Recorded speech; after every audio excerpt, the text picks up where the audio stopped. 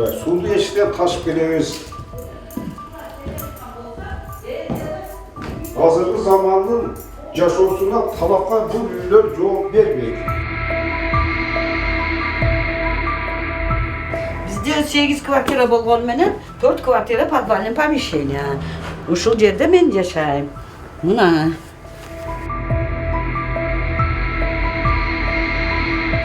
Суу жок.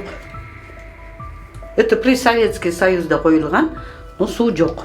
Ош шаарынын так борборунда жайгашып, сууну сырттан ташып ичүүгө аргасызбыз. Мындай даттануу менен Пактабад көчөсүнүн тургундары нааразычылыкка чогулушту. Алар жашаган 2 кабаттуу үйдүн эскилиги жеткен, Союз учурунда салынган эски типтеги үйдө учурда газ жана таза суу да жок. Биздин үйүбүздүн проблемасы суубуз жок, канализация жок, туалет жок, эчтеке жок. Бир свет менен жашайбыз. Коюла турган яшиктер жок, мусорду узак жерге алып барып төгөбүз. Туалетибиз да өтө начар акыбалда, көпчүлүк экенбиз. Тазалап турабыз, бирок баары бир жаздын күнү болбой калат экен. Ошого бияк туалет тышкары, жугунду төккөн жерлер тез-тез тазалап, жумасына 2 жолу уборка кылып турабыз да, эми кошуналар чыгып.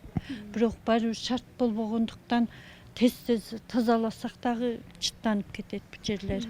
Бул маселеде жашоочулар жергиликтүү бийликке бир нече ирет кайрылышкан, бирок аталган аймакта жер кыртышы бузулгандыктан суу түтүктөрүн орнотууга мүмкүн болбой жатканын себеп кылышкан. Аймактын дагы бир чечилбеген көйгөйү Туракчай Кызыл Сызыкта жайгашып калган. Силердин собственный жериңерди отот. Ошо жерибизге эски 20 метр красный линия, тектоникалык жаракасы барбы, башкасы барбы? Мурдагы Союз маалында түшкөн 20 метр квадрат метр менен калсын. Калган 30 метринин бизге жерибизди красный линиядан жылдырып берсин. Биз үй салып, биз мэрияга деле неме кылбайбыз. Башкага деле муктаж кылбайлы. Канализация бүт бар жогу менен биздин үйдү салып беришке инвестор таптı. Жашоочулар эскилиги жеткен үйгө инвестор таап курдурууга аракет кылышкан, бирок ага архитектура Кызыл Сызыкта экенин негиз кылып уруксаат берген эмес. Анткени тектоникалык жарака кеткен аймакка туракчай салуу кооптулугу жогору. Короче, инвестор келди, инвесторге мэриядан уруксат бербеди. Если мэриядан уруксат берсе, инвестор давно ушул үйдү салып коймок. Аяка жылдырса, бул үйдүн передний фасады да ачылмак.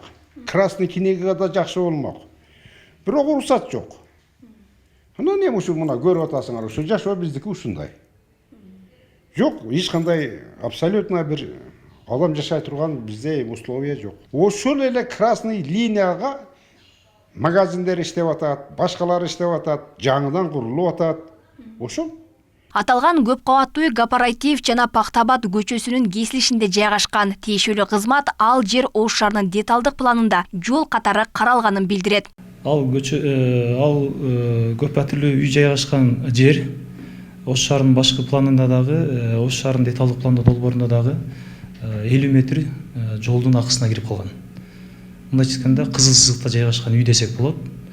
Биз Кызыл Сызыкта жайгашкан жеке менчик жер болсо дагы курулуш нормаларына ылайык эч кандай уруксат иш кагыздарын бере албайбыз, мүмкүн эмес. Себеби ал келечекте ал жолдун акысы. Мечит тарапына аз кагаздан көрөлү да. Мына ошо азыр сиздер берип аткан мына мечит, мына эжелер үйү, ночь, тиги жогоруда айткан Сулайман болду атпайсызбы? Мына объектибиз, мына 50 метр Кызыл Сызыгы. Мында көргөзүп турат. Азырынча бул жайда жашаган тургундарды көчүрүү каралган эмес. Жергиликтүү бийлик Кызыл Сызыкта жайгашып калган турак үйлөр боюнча алдыда комиссия түзүлөрүн билдирди. Мамлекет алардын кепилдигин алат.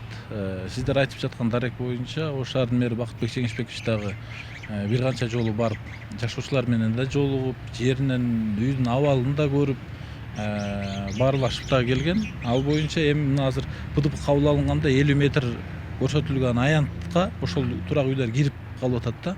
Азыр жашай беришет алар. Бирок курулуш бузулгандан кийин ал жерге жаңы курулуш салганга, курганга болбой калат. Талаштуу маселе жараткан көп кабаттуу 8 батирлүү тургундар жер төрөсүн да үйгө айландырып алышкан. Алар буга чейин бул маселеде бир нече ирет кайрылып келишкен.